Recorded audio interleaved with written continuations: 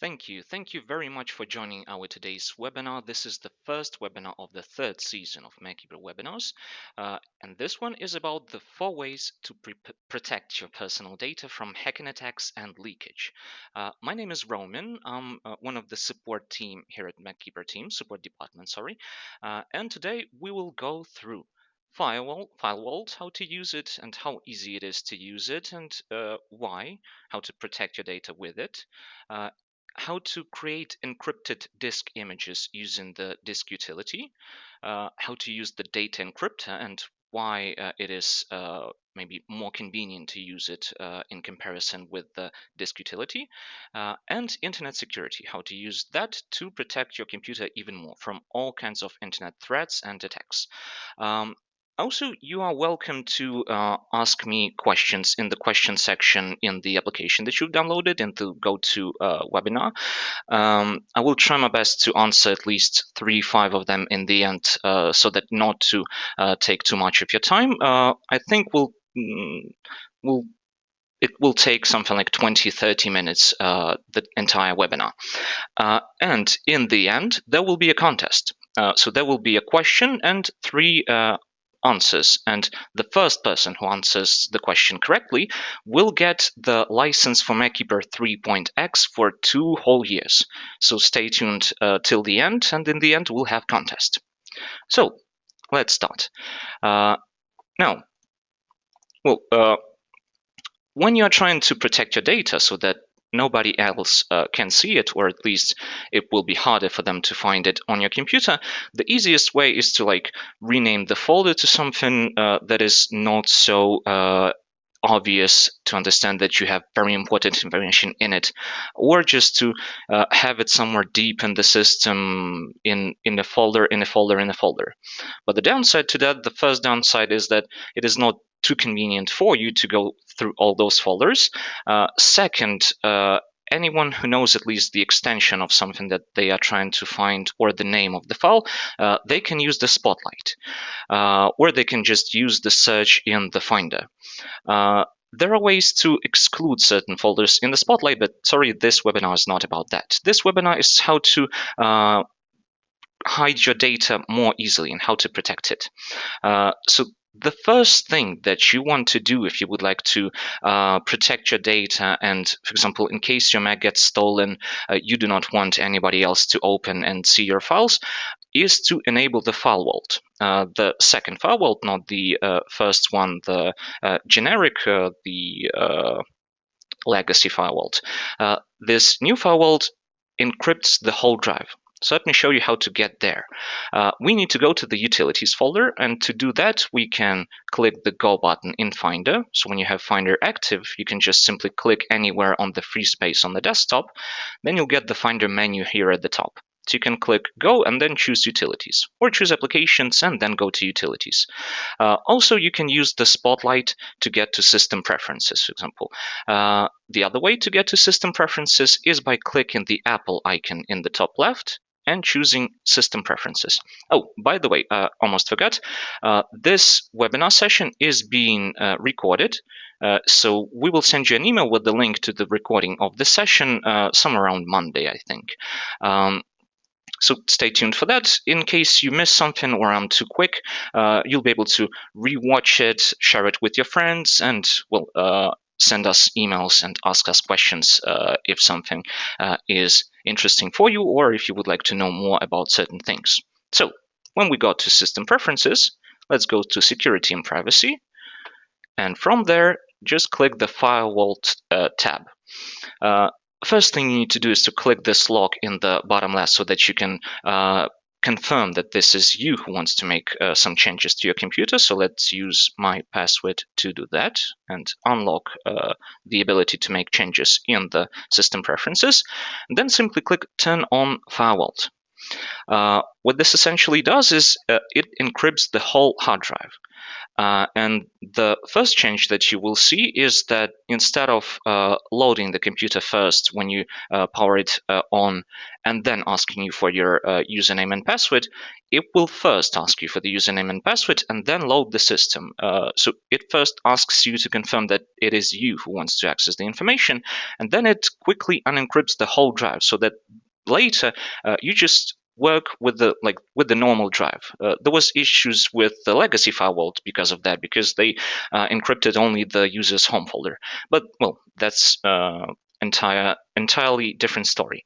The process of encryption of the whole hard drive will be on the background, so you'll be able to use your computer normally, and it might take quite a while, depending on how many files you have on the drive.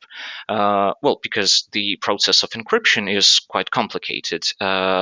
Basically, the password that you are using during the during the encryption, is being used to change the content of the drive according to that password, so that only if you know the password you can see those files and the content of those files. So it's important not to forget your password, because if you do forget your password, well, if you have Yosemite and later Mac operating system, then you'll be able to change the password using the iCloud. But it is better to remember your passwords. That's quite simple. And in the end, when the process of encryption is done, operating system will tell you to restart the computer, and then you'll notice that it asks you the password first. Okay, so that's quite simple, right? In a couple of clicks, we've turned on the FileVault. We will not notice any changes while using the computer, apart from the fact that you'll log into computer first. And our data will be safer if our computers get stolen in that case. Okay, so let's go next to the disk utility and how to save your important files in an encrypted archive, so to say. So first we need to open the disk utility. It is again in the utilities folder, so you can again click go and choose utilities, or just press Command-Shift-U, if I'm not mistaken, yeah, and that will open up the utilities, and you'll be able to double-click on the disk utility to get to it. Now, here at the top, there is a button that says New Image. So let's click that. We can name the image somehow. For example, very important. We can even add some text to it. Let's save it to the desktop so that you could see it here somewhere. We can give it a name here. Well, let's just say it's important. Choose the size of it, so you'll be able to choose between different presets of sizes of the image. And next very important step is to choose, instead of encryption none, choose one of the two types of encryption. One is 128-bit AES encryption, and the second one is 256-bit AES encryption. The second one is like 2 times better, but it is slower. The first one will take quite a while to encrypt, to create the image. The second one will take even more. So if you would like to encrypt some big file, for example, or a folder that contains a lot of files like 2, 3, or 5 gigabytes, that may take quite a while. So, well, it is better to choose this one. It is quite efficient, and it will be enough in most cases. These are not to be changed. They may remain as they are. So let's just press create. Click create, and it asks us for the password. And I do recommend you to use strong password, because if somebody copies this encrypted archive and has some applications that are called brute force application, they may go through something like a dictionary of words and try to pick up the password. So if you have a weak password like 12345, it is quite easy to break that one. So they will be able to open up the archive and see what's in it. There are two main ways or two main ideas of strong passwords. The first one is more common, is to use something like combination of digits and letters and lowercase and uppercase letters, at least 8 symbols long. But in fact, that is not too convenient because usually it is very easy to forget that kind of password. The second interesting way is to use two words that are not logically connected. For example, green snow. And additionally to that, you can replace certain symbols with digits. For example, if you replace 3 with E, I with 1, O with 0, or S with 5, something like that, it is harder to break that one because it doesn't look like a word to the application that is trying to pick up the password, but it resembles certain symbols for you, and also it is easier to remember that. You can also throw in capitalized letters, shifted letters inside somewhere. For example, you can have third symbol uppercase and fifth symbol uppercase. That also adds up and gives more complicity to the password. So let's try to use a strong password with uppercase letters, digits. That makes sense, but also is harder to break. And let us see if it's fair. It's not too long.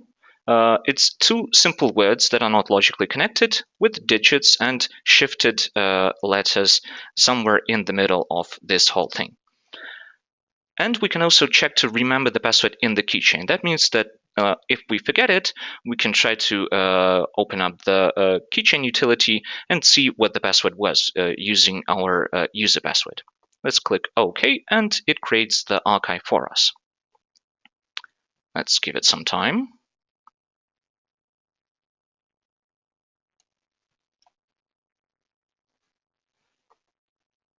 Finishing. Okay, and it should be somewhere on the desktop. I don't see it yet. Oh, here it is. Important. So we can open it up and just throw in some files into it and then close it, and it will store the information encrypted. But again, people can still see it. People can still copy it to something like a USB flash drive and try to break into it later on their own computers. And it is quite tedious still to open these up and use password. And if you have them in different locations, you need to open Finder and go to those locations. Now I will see you how it is easier to use this encryptor for almost that and even better.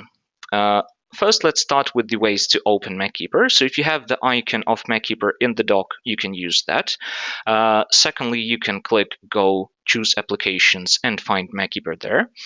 If you opened MacKeeper before, if you already installed it and opened it and used it, you'll have the icon of MacKeeper here in the top right, a small robot head that says Open MacKeeper. And we can also use the spotlight to just search for MacKeeper and, whoops, I pressed caps lock key by mistake, and Open MacKeeper. And in MacKeeper, most likely you'll have the advanced tools hidden here. But if you click on the advanced tools or on the show button, it will show us all these other tools that we can use. And if you open the Data Encryptor first for the first time, you are welcomed with a screen that allows you to set up the Data Encryptor. What basically that means is you can set up the password for the Data Encryptor. So the password that you'll use to access the tool to create archives, for which you can set other passwords. So it's like two layers of security. Well, let's use something simple here, like 1, 2, 3, 4, and let's use the hint. I do recommend you use hints where you can, because sometimes it saves lives. In the Mac operating system, if you forgot the login password when you are trying to log into your computer, or if it asks you for your administrative password to install something or to make some changes, if you type wrong password 3 times, and if you did set up the hint beforehand, it will show you that hint, and maybe you will find out what the password was. So let's use the simple password here, and here we are in the Data Encryptor. In order to encrypt something and hide something, because Data Encryptor hides it from the system, we need to click the plus here at the bottom. Then choose what to encrypt. So let's go to the desktop and choose the folder that asks for it. If we leave the no encryption option, the Data Encryptor will simply hide the file. So it will be quicker. We will be able to access files almost instantaneously. But people who have deep knowledge of computers will still be maybe able to find that file somewhere on the system, because there is no way to hide files completely so that they will not be visible through all the tools that are available in the Unix-based system. But at least we will not be able to see it in Finder. But if something is really important, it is better to use the encryption option. So again, we can choose between the AES 128 and AES 256 that you've seen before in the disk utility. Let's use the quicker one, and again, let's use some strong password for it.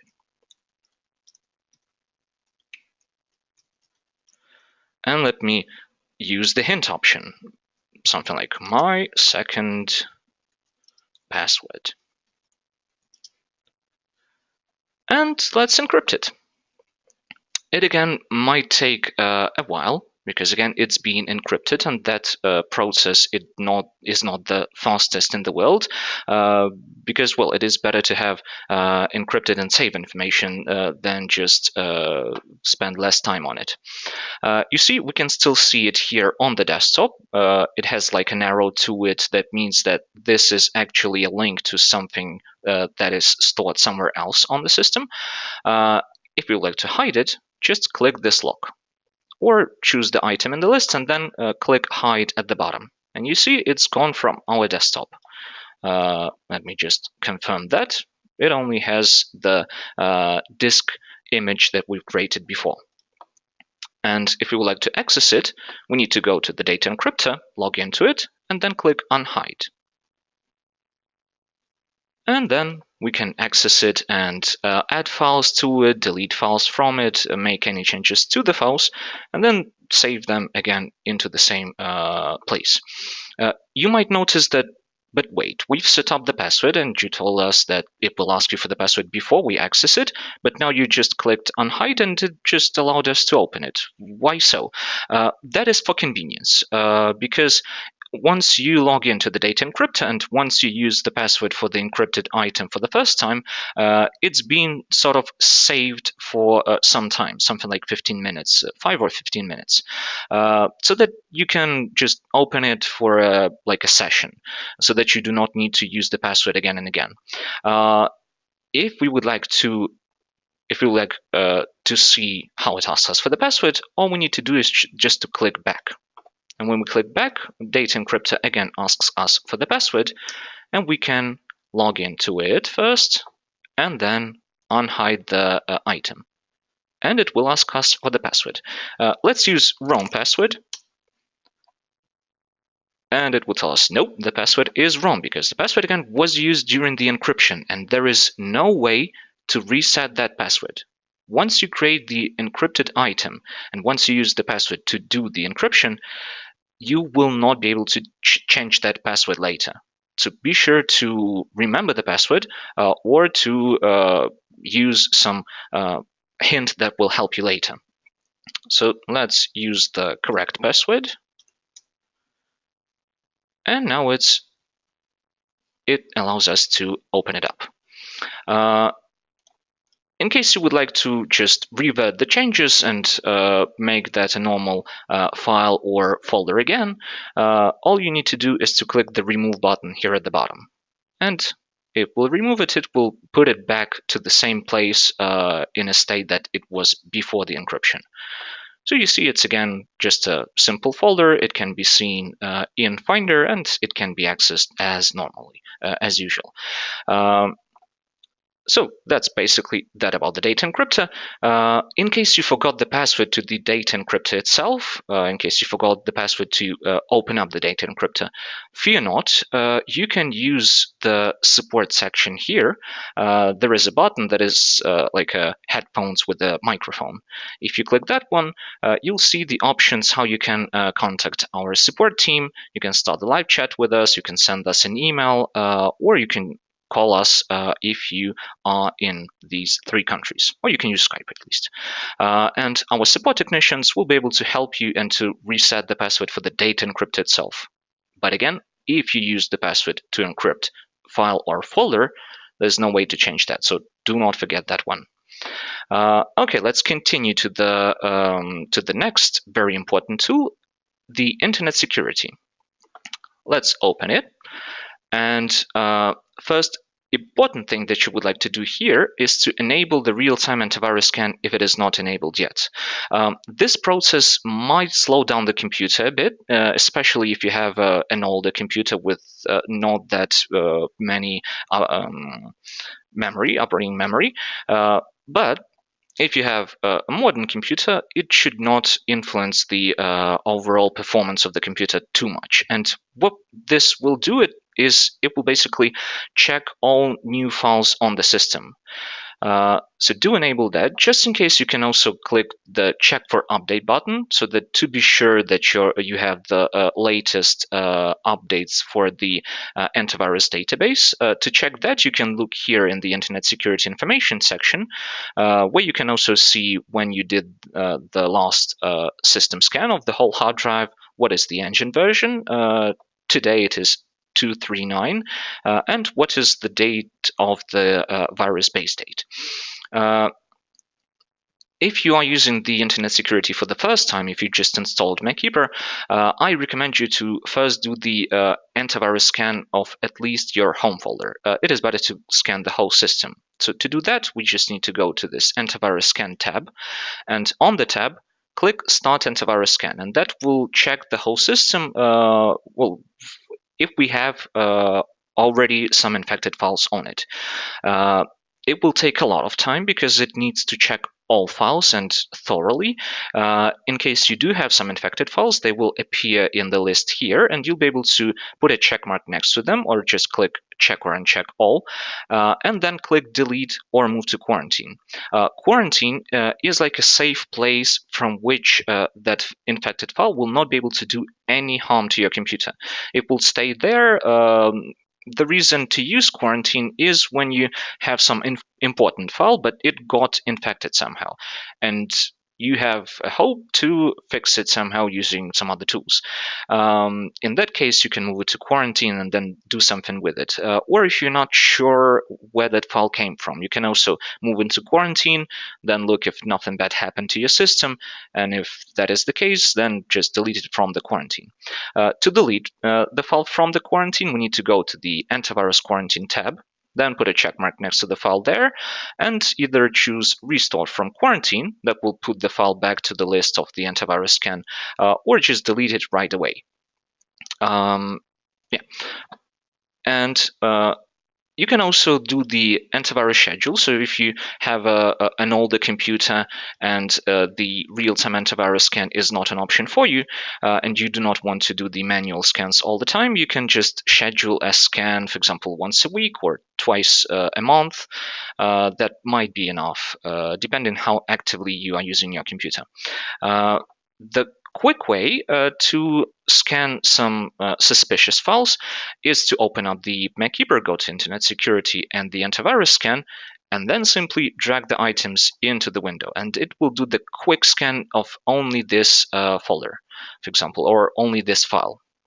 If we would like to do the scan only of the certain folder, we can click Start Custom Scan, and that will allow us to choose what folder to scan. I recommend you to do the scan of the Downloads folder, because that is the usual place where new files go to. So you can simply do the scan of the Downloads folder, like, again, once or twice a month, and that should be enough to keep you safe. And, well, that is basically it on how you can have your computer, have your information protected, hidden, and away from bad guys, all the bad guys. Now let me remove the very important archive that we created. Let's move it to the trash and do the secure empty trash. That's also an option that will rewrite the data, because when you delete a file, only an information about where to look for that file on the physical hard drive is being removed from the system. But ones and zeros of that file remain on the drive. And using some tools like recovery tools, like for example the files recovery tool in MacKeeper, there is a possibility. It's not 100% possibility, but still you can use certain tools to recover files later once you remove them. And if you do not want anybody to be able to recover removed files, it is good to use secure empty trash in Mac operating system or the shredder tool in MacKeeper. The important thing that in the latest Mac operating system, the LCAP 10, Apple decided to remove the secure empty trash option. They had certain reasons for that, but the fact is that if you have 10.11, the LCAP 10, the only option to securely delete files so that nobody will ever be able to recover them is shredder in MacKeeper, or well, other tools. But again, you have all these tools in one single MacKeeper. So why spending more money on some certain tools that cost almost the same as the whole MacKeeper that has all these tools inside it? Okay, so let's continue with the contest. It's time for the contest, and our question is how Data Encryptor works. Number 1, hides files in system folders. Number 2, translates data from a secret into a secret code and or hides the file. 3, simply renames files. So which one is the correct one? 1, 2, or 3? So the first person who answers correctly will get... Oh, and we have a... No, wait. We do not have a winner yet. The first person who gives the correct answer will receive the license for MyKeeper 3.x for 2 whole years. Which one is the correct one? Hides file... Yes, we do have a winner, and let Roger Carriga, I'm sorry if I pronounced your second name wrongly, but let me welcome you. I will send you an email with instructions how to activate your 3.x license to the email that you used for this webinar, and you will be able to use your MyKeeper 3.x for 2 whole years. So congratulations. And it's time to answer some questions. Let me first stop the recording. Again, let me remind you that the recording will be available somewhere around Monday, and you will receive an email with the link to that. We have also the channel on Vimeo. Probably it will be there somewhere.